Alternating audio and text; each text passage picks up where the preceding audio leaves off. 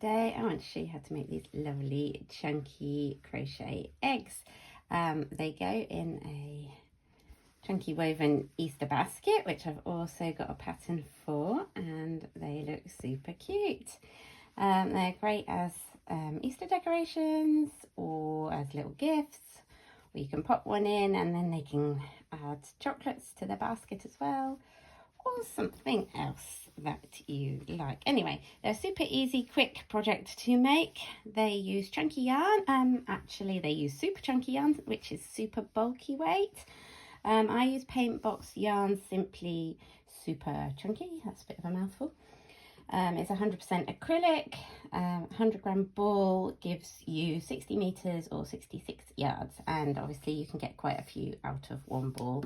I'm going to try and make one out of this much and hopefully we will have enough, and we'll see how we get on. You'll also need an 8mm crochet hook, a tapestry needle. So I use an 8mm because it makes it a bit tighter.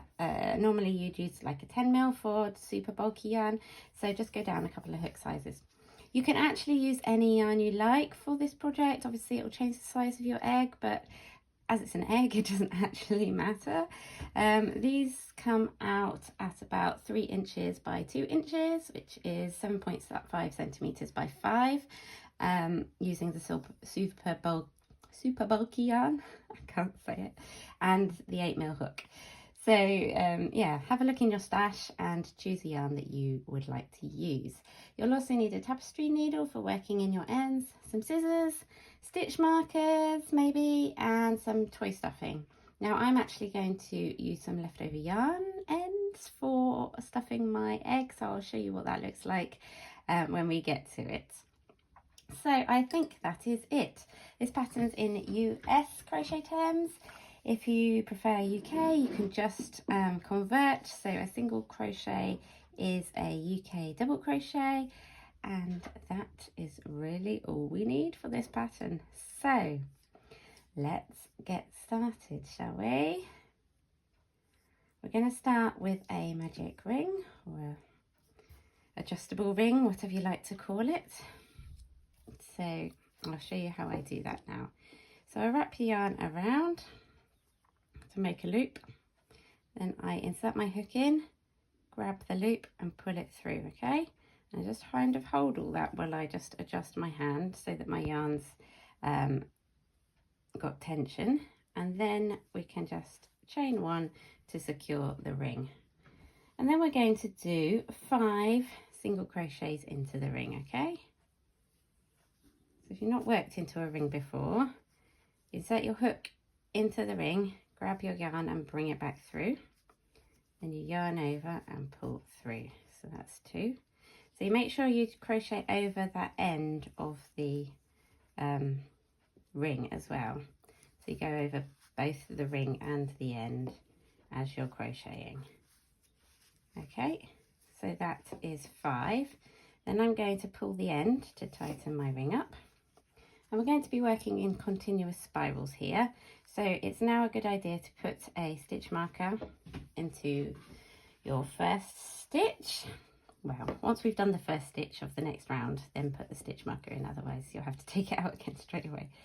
So for round 2, we're going to do 2 single crochets in each stitch, but we're going to do them into the back loops of the stitch, okay? So you can see here you've got both loops, and normally you would put your hook under both of them, but for this pattern we're going to go under just the back loop, okay?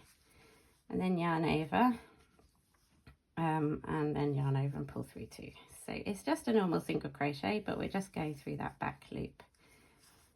Okay, and then we are going to do two in every stitch, so in the back loop of every stitch, and we'll end up with 10 at the end.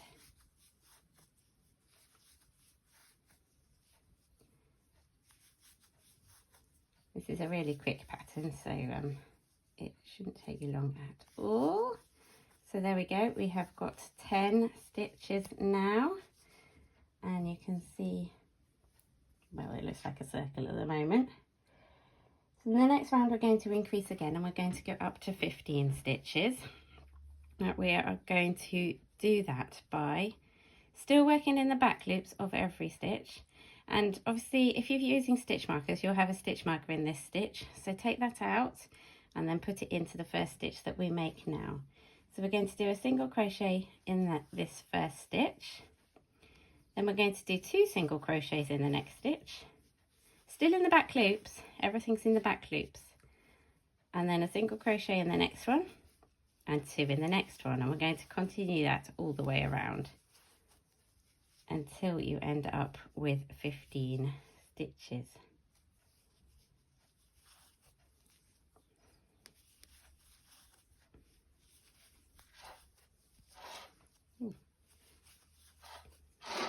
Everything's making a silly noise, sorry.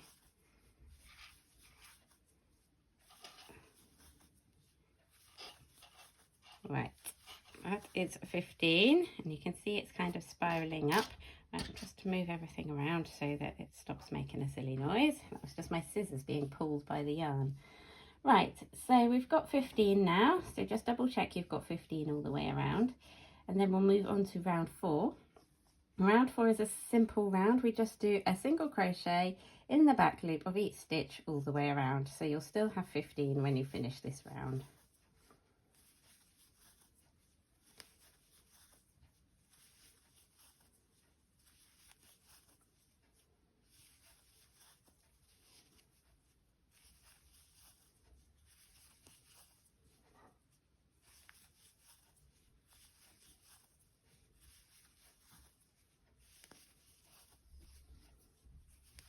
There we go, nearly there, 14, 15, okay. You can see that it's kind of curling up now. It might curl the other way, but we don't want it that way because that doesn't look so good. We want it with the ridges. See, by working in the back loops, we're creating this like woven effect. And we've got like a cup shape now, so we're about halfway there already. So that was round 4. Round 5, we're going to decrease. And we're going to decrease down to 12 stitches. So we are going to do 3 single crochets in the back loops. So the first 3 stitches are just going to be singles, and then we're going to do a single crochet 2 together. Now this still needs to be in the back loops, okay, so I'll show you how to do it. You insert your hook into the next stitch, yarn over and pull up a loop, so into the back loop of the next stitch I should say, and then insert your hook into the next stitch, yarn over and pull up a loop, and then you yarn over and pull through all 3 loops, and that is our single crochet 3 together, okay. And then we carry on like that, so we do 3 single crochets in the next, well, 1 in each of the next 3 stitches, and then we do our single crochet 2 together like that. And then again, 1, 2, 3, and then our decrease.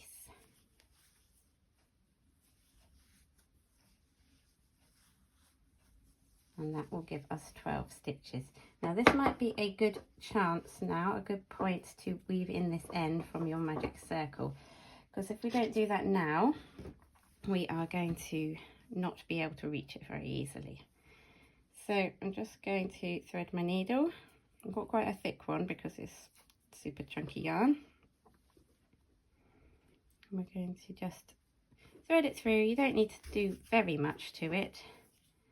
Just make sure it's secure enough to not come undone slightly. So I'm just weaving it in and out of a few of the stitches. And then you can just leave the end inside because that can be part of your stuffing. Okay, so let's now move on to round 6. You can also start stuffing at this point, actually. It's probably a good idea to start stuffing.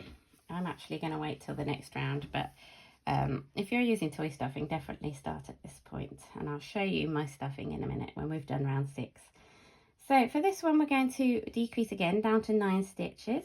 I'm going to do a single crochet in the first 2 stitches, and then we're going to do our decrease. So exactly the same. We go into the next stitch, yarn over and pull up a loop, and then into the next stitch, yarn over and pull up a loop, and then yarn over and pull through all of them.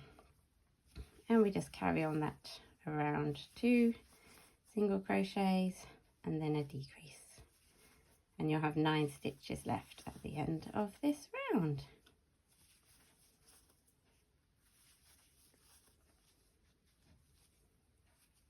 Here we go. See how quick it is, this egg? Right, and so I'm going to stop there and I'm going to stuff my hook. Now what I've got here, which is really too massive for you to see.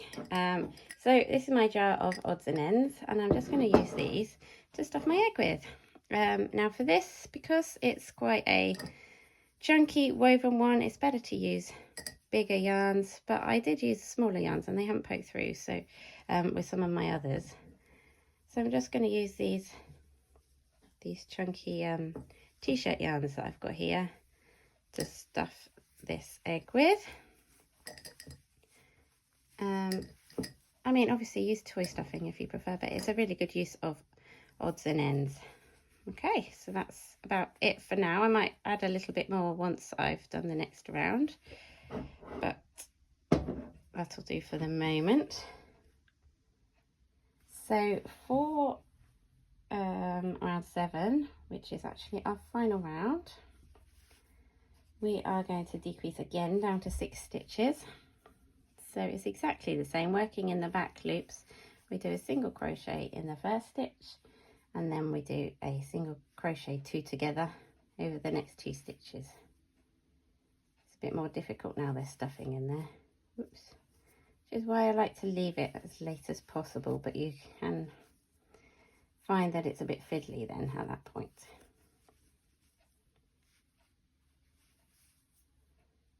Decrease. Okay, that's the last single crochet, and then the last decrease. Okay, so that is the end, and we're going to fasten off now. So leave a little bit of a long tail for weaving in. We're going to weave the opening closed, and I will show you how to do that once I've added a little bit more stuffing into here. Have I got any more thick stuff? Probably not.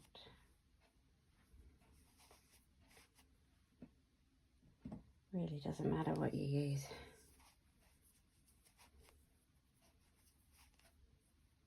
But I am all about reusing what we've got.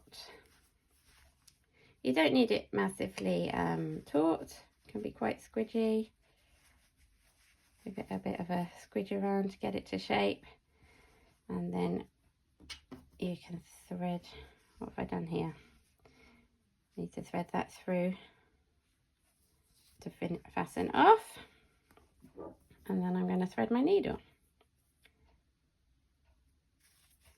Now, to keep the pattern the same on the top, I have a bit of a clever trick. So what you're going to do is you're going to work in the back loop of each of the stitches.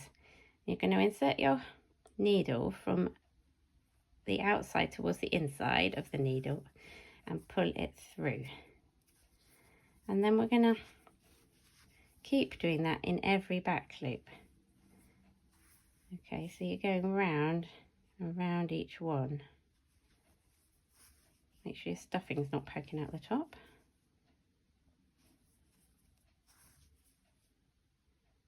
And hopefully what that will then look like when you pull it tight is the same as the bottom.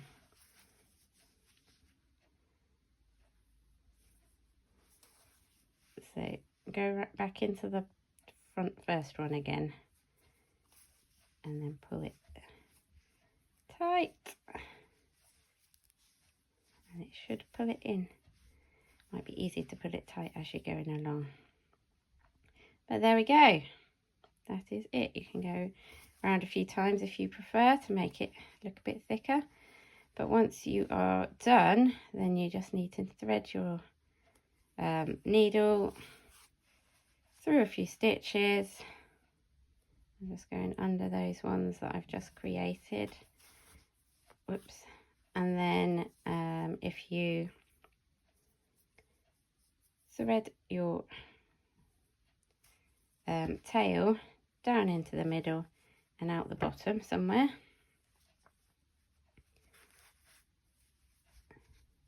like that, and then chop it off, it will be lost inside. And there you have your egg. So now I have got 4 eggs, can't hold 4. And they were super easy to make. I hope you've enjoyed watching. I hope you're going to make an egg, and go check out my basket tutorial, which is there. And I will see you again next time, I hope, for another crochet pattern with me, Gemma from Concrete Gems Crochet. Thanks for watching. Bye for now.